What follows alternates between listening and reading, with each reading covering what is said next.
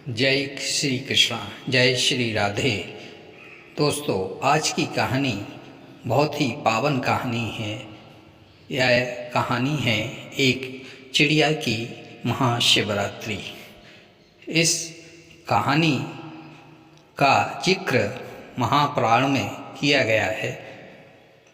आज की कहानी चिड़िया की महाशिवरात्रि की पावन कहानी जो भी लोग सुनेंगे उन्हें पुण्य लाभ मिलेगा और उनके जीवन के सभी पापों से मुक्ति मिलेगी और उनके परिवार पर कभी भी संकट नहीं आएगा। दोस्तों, आगे आने वाले फागुन माह के महीने में महाशिवरात्रि आने वाली है। जो भी महाशिवरात्रि पर व्रत करते हैं उन्हें यह कहानी सुनकर दिव्य पुण्य लाभ मिलेगा। चलते हैं कहानी की ओर। मित्रों, बहुत समय की पहले की बात है। किसी शहर में एक सेठ और सेठनी रहते थे। दोनों के पास बहुत ही धन संपदा थी, बहुत ही धनी व्यक्ति थे। उनका एक आलीशान महल था जिसमें वह रहते थे। वह सेठ और सेठानी बहुत ही कंजूस प्रवृत्ति के थे। ना कभी दान देते थे, ना किसी साधु को भिक्षा देते थे, और ना ही किसी कथा में जाते थे, और ना ही किसी मंदिर में पूजा अर्चना करने जाते थे। बहुत ही कंजूस प्रवृत्ति के थे। धीरे धीरे दोनों का जीवन चल रहा था। दोस्तों, उसी शहर के पास एक नीम का पेड़ था जिसमें एक चिड़िया का जोड़ा रहता था। वह चिड़िया शहर में दिन में निकल जाती और दाना चुगने के बाद शाम को अपने घोंसले में आ जाती, जहाँ पर उसके 2 बच्चे थे और उन्हें दाना पानी खिलाकर उनकी भूख मिटाती थी। एक दिन क्या हुआ मित्रों, वह चिड़िया उसी सेठ और सेठानी के महल के ऊपर जाकर बैठ गई। उसने सोचा कि सेठ कुछ दाना पानी चुगने के लिए देगा तो मैं अपने बच्चों को खिला दूंगी। लेकिन उसने कोई भी दाना चुगने के लिए नहीं डाला। वह बहुत ही कंजूस प्रवृत्ति का था। चिड़िया दूसरी जगह जाकर दाना चुग कर अपने घोंसले में वापस आ गई। दूसरे दिन फिर से वह चिड़िया उसी सेठ के महल पर आकर बैठ गई। दूसरे दिन उसने देखा कि सेठ और सेठानी आपस में बातें कर रहे थे। सेठानी ने सेठ से कहा, अपने पास इतनी धन दौलत है, सब कुछ है, लेकिन मेरे पास कोई संतान नहीं है जिसका मुझे दुख है। तो सेठ ने कहा, यह सब अपने नसीब की बात है। मेरे नसीब में तो संतान लिखी नहीं है, इसलिए कैसे प्राप्त होगी। और आगे चलकर इस धन दौलत का कौन वारिस बनेगा इसका कोई पता नहीं है। जिसके नसीब में होगा उसे मिल जाएगा। जब तक हम और आप हैं इस धन दौलत का उपभोग करेंगे। इसके बाद जिसके जीवन में यह नसीब में यह धन दौलत होगी उसको मिल जाएगी। यह बात चिड़िया बड़े ही गौर से सुन रही थी। चिड़िया जानती थी कि जिस औरत के यहाँ बच्चा नहीं है वह दुख वही जानती है। एक माँ का जीवन तभी पूर्ण होता है जब उसकी संतान होती है और उसे सुखमय जीवन मिलता है। यदि संतान नहीं होती है तो उस औरत को पूरी जीवन में आसपास से ताने सुनने पड़ते हैं, उसका जीवन दुखी हो जाता है। चिड़िया रात में अपने घोंसले में आ गई और उसने सोचा कि ऐसा क्या उपाय किया जाए जिससे उस कंजूस सेठ के यहाँ संतान हो जाए।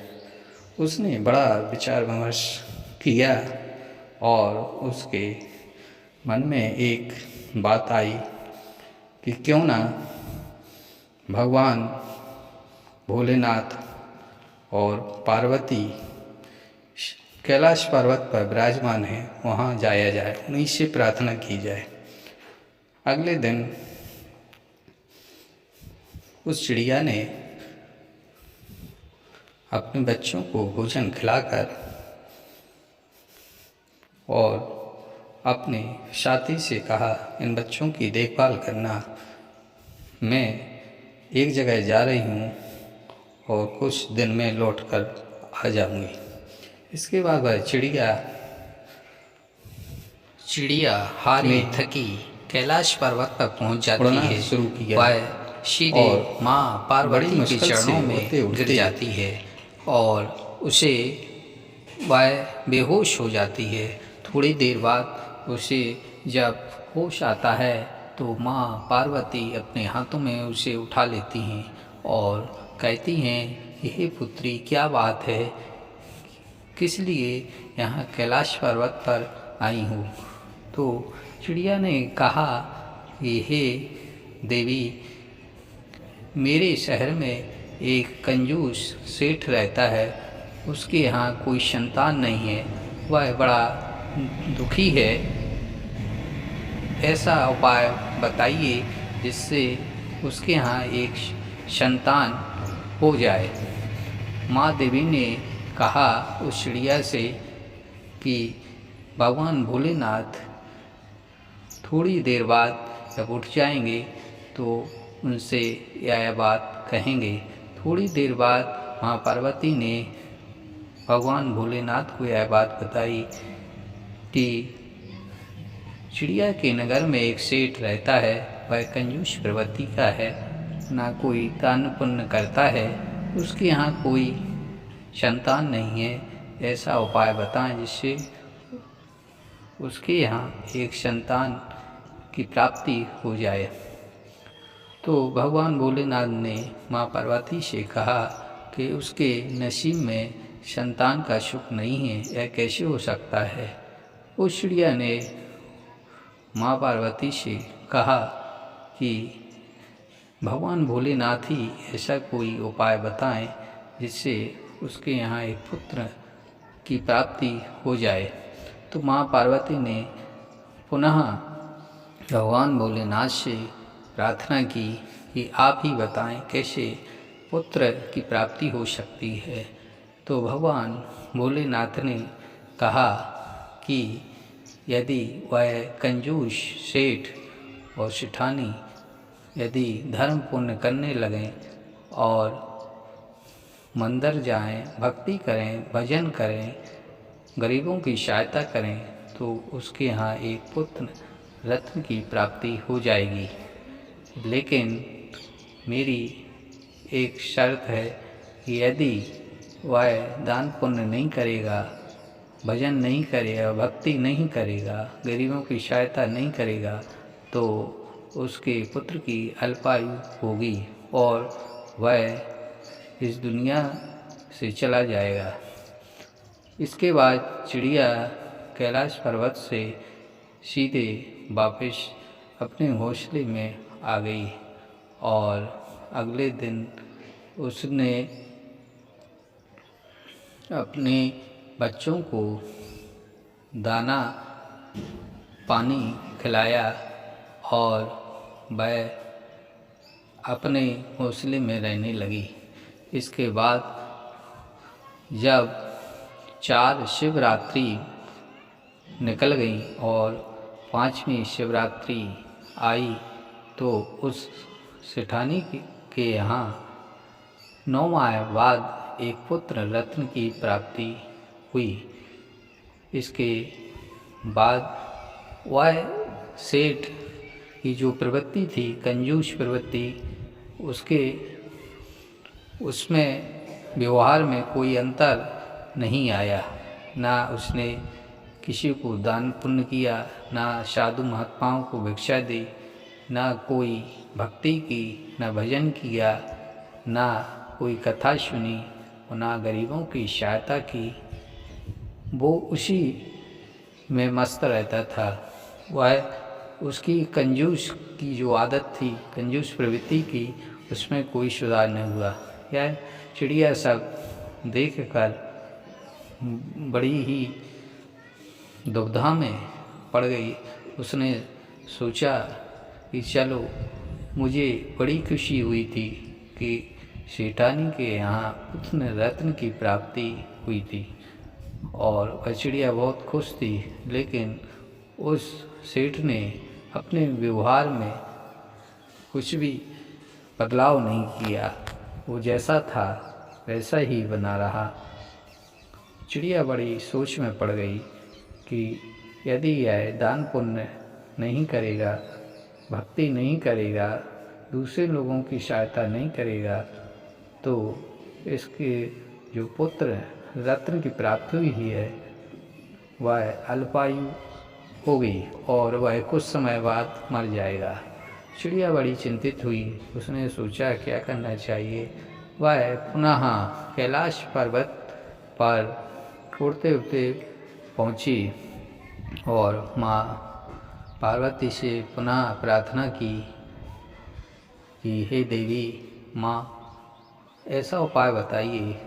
हमने भोलेनाथ की शर्त को उस सेठ की आदत में कोई परिवर्तन नहीं ला पाए हैं। वह सेठ जैसा था वैसा ही है, कंजूस है, न दान पुण्य कर रहा है, न कोई शास्त्र पढ़ता है और ना ही साधुओं को भिक्षा देता है। वह बड़ा ही कंजूस प्रवृत्ति का है। यदि वह नहीं सुधरा तो उसके बच्चे की अल्पवायु होगी और उसकी मौत हो जाएगी। तो भगवान भोलेनाथ ने कहा कि इसमें हम क्या कर सकते हैं, जो लिखा होगा वही होगा। तो माँ पार्वती ने दोबारा प्रार्थना की कि ऐसा उपाय बताएं जिससे उसके सेठ के बच्चे की अल्पवायु ना हो बल्कि दीर्घायु हो। और उस चिड़िया ने बताया कि हम उस कंजूस सेठ को कैसे समझाएं, क्योंकि मैं एक पक्षी हूँ और वह पक्षी की आवाज़ कैसे समझे, बात को कैसे समझे।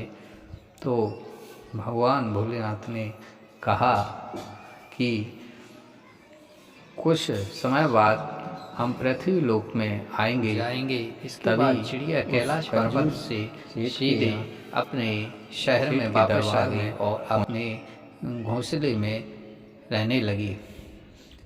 कुछ समय बीतने के बाद जब भोलेनाथ और माँ पार्वती ने अपना रूप बदलकर एक साधु का रूप धारण करके उस सेठ और सेठानी के घर पर पहुँचते हैं और उनसे भिक्षा मांगते हैं। इसके बाद सेठानी साधु को भिक्षा देती है। तब भोलेनाथ कहते हैं, मुझे बहुत जोर की भूख लगी है और मुझे भोजन कराइए। भगवान भोलेनाथ नहीं तो पार्वती से आपको श्राप दे देंगे। सेठ और सेठानी ने कहा, सेठानी बड़ी दुखी हुई है और साधु महाराज पकड़ लीजिए, हमसे कोई मुझे यदि मत दीजिए, भूल हो गई आपको भोजन करा देंगे, आपकी सेवा इसके बाद कुछ भी सेठानी कमी रह गई सेठ ने उसे माफ़ करना। भोलेनाथ और माँ पार्वती को अंदर भोलेनाथ और पार्वती ने सेठानी ने कहा पकवान बनाकर आपको भोलेनाथ और माँ पार्वती को रत्न की प्राप्ति हुई है, उसमें आपका कुछ भी नहीं है। यह ऐसा दिव्य चमत्कार उस चिड़िया की वजह से हुआ है, जिसकी मेहनत है, जिसकी वजह से आपको इस बच्चे की प्राप्ति हुई है। तो थोड़ी देर बाद वह चिड़िया भी वहाँ आ गई। सेठ और सेठानी ने यह सुनकर बड़ा ही उनको आश्चर्य हुआ कि एक चिड़िया इतनी पुण्य प्रतापी कैसे हो सकती है। तो भगवान भोलेनाथ ने कहा कि ऐसा कुछ उस चिड़िया के भाग्य से और उसकी मेहनत से आपको पुत्र रत्न की प्राप्ति हुई है। इसके बाद चिड़िया वहाँ से उड़कर अपने घोंसले में वापस आ गई। चिड़िया बड़ी प्रसन्न हुई और भगवान भोलेनाथ और माँ पार्वती के दर्शन करके सेठ सेठानी और चिड़िया का जीवन धन्य हो गया, क्योंकि उस दिन महाशिवरात्रि थी। महाशिवरात्रि के व्रत के कारण ही उनको यह दिव्य व्रत में भगवान शिव और पार्वती के दर्शन पापों से मुक्ति मित्रों मिलेगी, जो भी उसका इस महाशिवरात्रि पर हो जाएगा। अतः जो इस शिवरात्रि पर यह कथा सुनेगा, निश्चित ही उसका उद्धार हो जाएगा। जय श्री राधे राधे।